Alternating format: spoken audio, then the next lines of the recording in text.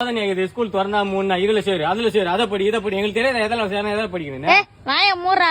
அம்மா பேரு ஸ்கூல் தெரியுமா? அம்மா பேரு ஸ்கூல்ல சீட்டு கிடைக்கலன்னு அவன் அல மோதின்னு கிடக்குறான். உங்க அப்பா அவன் கையில காலில் ஊந்து வாட்ச்மேனுக்கு சரக்கு வாங்கி குத்து கரெக்ட் பண்ணி உனக்கு அழகா ஒரு சீட்டை வாங்கிட்டு வந்து குத்து இந்தாப்பான்னு சொல்லி படிப்பான்னு சொன்னா அழகா நீ வேஸ்ட் பண்ணிட்டு வர அம்மா பேரு சீட்டை.